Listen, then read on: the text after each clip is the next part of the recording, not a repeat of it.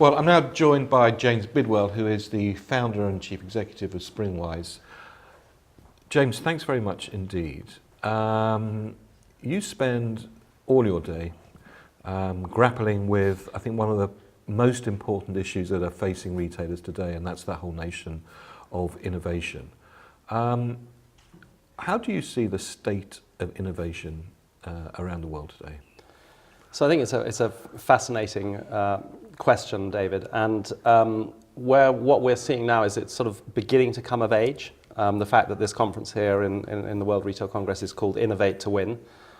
We've been talking about this in Springwise since 2002, and more directly for the last 3 or 4 years together.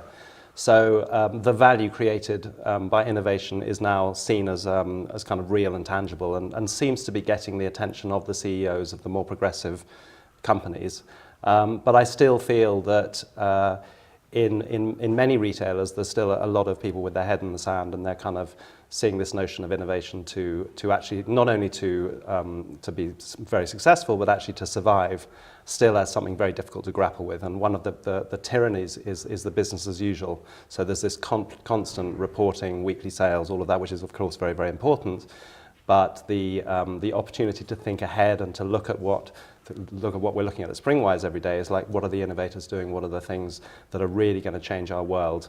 And because the rapid pace of change is so fast and continues to increase at a high velocity, it becomes even more important. So it's kind of a bit of a parallel universe, but the encouraging thing is that innovation is now getting more into the boardroom and more onto the kind of the lips and into the psyche of the leadership in retail. I mean, you talk about the boardroom.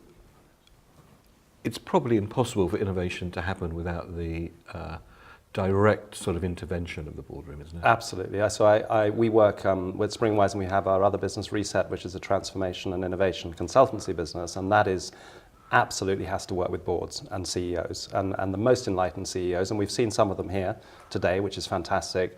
They are saying we need to transform, we need to innovate, we need to have strategies, governance and frameworks in order to do that. And when you have the leadership engaged in that and investing in it, because it is an investment across tech, across people, across brand, then you see traction. And if you're doing it in kind of as a sort of, a bit of on the side, then it tends to fail. And you need to be brave for this stuff, because you are trying to predict the future and create the future for your customers. Now, you're an ex-retailer, like me. Do you think that quarterly reporting is the death of innovation within organisations?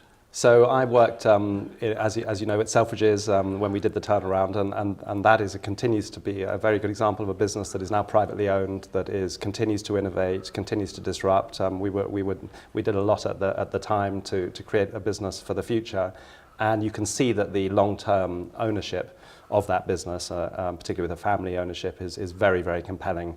I work a lot with property companies now, and they're, again, the ones which have long-term ownership are the ones who can afford to really invest in the future. So the answer to your question, I think it is tyrannical, the stock market, quarterly reporting and all of that, the pressure it puts on the CEOs and the boards, and also to an extent at times the private equity ownership, which is really, really sweating the cash rather than investing in the future, is not a very well, some, in fairness to private equity, some. Some, no, I did say some. I didn't say very long term. And some of them are very long term. So you look at someone like Bridgepoint, who've had a business like Pret a Manger for a long time. That's a fantastic business. We should be very proud of it. It's a UK-based business, and they've held it for a long time and invested in it, and really, really created a brand that is hugely compelling. But there are the other areas of it. But the ownership is really fundamental to innovation, I guess, is the point. Now, you've been at the World Retail Congress for a couple of days now. You've been walking the corridors, going to the sessions, speaking to people. What's your impression thus far? So I'm always really encouraged by the World Retail Congress, because you do get that diversity of talent and engagement from the whole world, and you do have that fantastic kind of opportunity to see people from all different countries.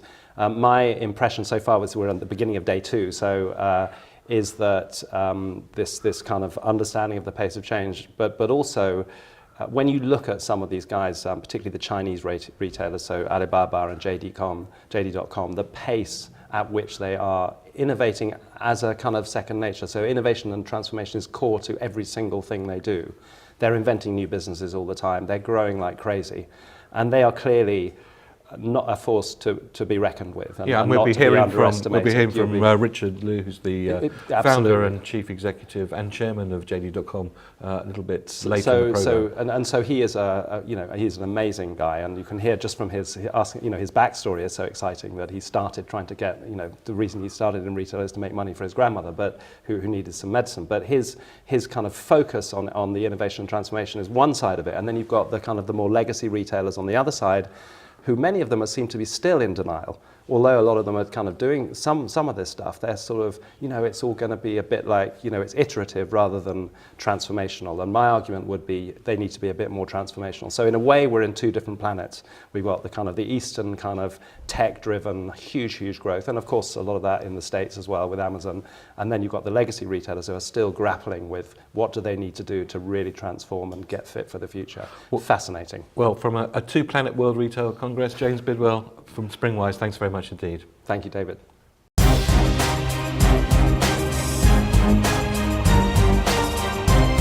Thank you very much indeed for watching. If you've enjoyed this, there's plenty more. All you need to do to make sure that you get the latest videos when they're released is just push this subscribe button to subscribe to our YouTube channel.